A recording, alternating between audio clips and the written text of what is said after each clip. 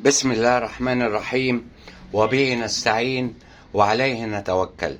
أعزائي أعضاء جروب وقناة أرانب جد عصام، عزيزي مربي الأرانب المبتدئ، أتمنى لما يوصلك الفيديو ده إن أنت تكون في أتم صحة وفي أسعد حال. النهاردة الاثنين 16/6. طبعا الجو حر، وانا معلش يعني معذرة عشان بقى العيد الكبير وكل سنة وانتم طيبين. بقالي يمكن 10 ايام ما عملتش فيديوهات، فانا عامل فيديو النهاردة وبقول فيه اوعى ما تشغلش الارانب في الصيف.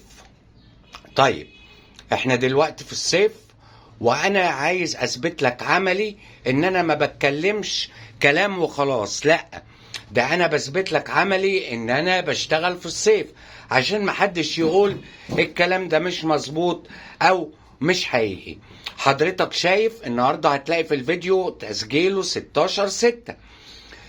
الارانب كلها الحمد لله اغلبها والده، حتى اللي مش هتولد اهي، اللي مش هتلاقيها والده هتولد يوم 20 ان شاء الله. ادي الارانب كلها زي ما انت حضرتك شايف شغاله ومفيش مشكله. طب انا بقول لك اوعى ما تشغلش الارانب في الصيف ليه؟ شوف يا سيدي، اول سبب واخطر سبب ان الخصوبه بتاعه الارنب بتقع. يعني ايه بتقع؟ يعني الارنب الخصوبه بتاعته بتتلاشى وما بيبقاش عنده خصوبه. يعني ايه برضو يا عم عصام؟ يعني حضرتك لو ريحت الارانب دلوقتي في الصيف اللي هو المقصود بيه نص شهر 6 و7 و8 ونص 9، هنعتبر ان دول 3 شهور، الخصوبة بتاعت الارنب هتقل، بدليل ان انت لما بتيجي بقى عايز زي ما بيقولوا بداية الموسم في شهر 9 في اخره والكلام ده كله، مفيش حاجة اسمها بداية موسم ولا الكلام ده. في حاجة اسمها ان انا اشغل الارانب. حضرتك لو ريحت الارانب هتيجي في شهر 9 في شهر 10، وكل الناس بتشتكي من كده ان الارانب مش عايزة تتلقح، وحتى لو اتلقحت ما بتمسكش.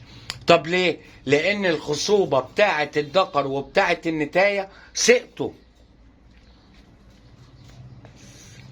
وبالتالي الارانب مش هتقبل تلقيح. فحضرتك لازم تشتغل في الصيف. دي نمرة 1. نمرة 2، لو انت قعدت الارنبة 4 شهور من غير ما تتلقح ومريحها، الارنبة اتأكد من شيء، هتليس منك. بص كده، ادي ارنبة اهي عشان تتأكد مفيش عيال معاها بره، بس بص عيالها فين. قول كده بسم الله ما شاء الله، اللهم صل على النبي عليه الصلاة والسلام. اهي كل الارانب زي ما انت شايف، بوريك عملي.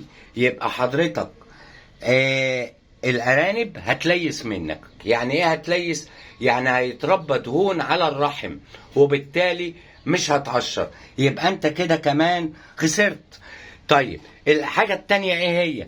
طب ما انت لما هتشغل الارانب في الصيف هتجيب تكاليف العلف، لان العلف النهارده بقى غالي مش رخيص. طب انت هتقعد تاكل الارانب 3-4 شهور لله كده، ولا المفروض تجيب تكاليف العلف بتاعتك؟ المفروض ان انت هتجيب تكاليف العلف بتاعتك.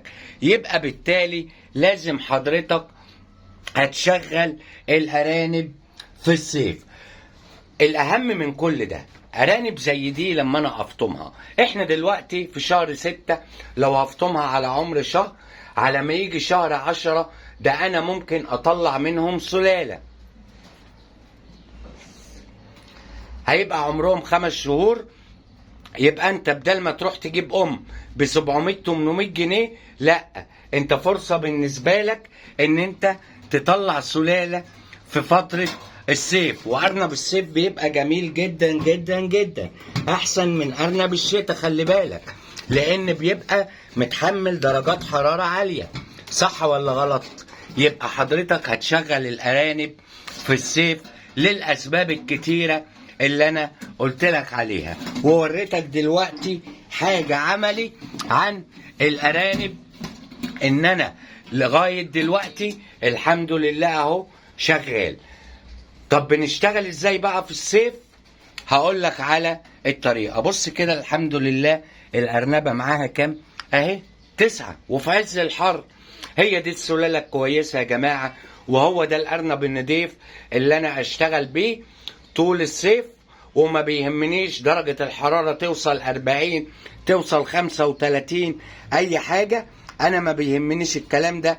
انا اللي يهمني كله ان السلالة بتاعة الارنب تكون كويسة، يستحمل معايا صيف وشتاء، يعني ارنب شوارع كده بالمعنى البلدي اللي بيقولوه.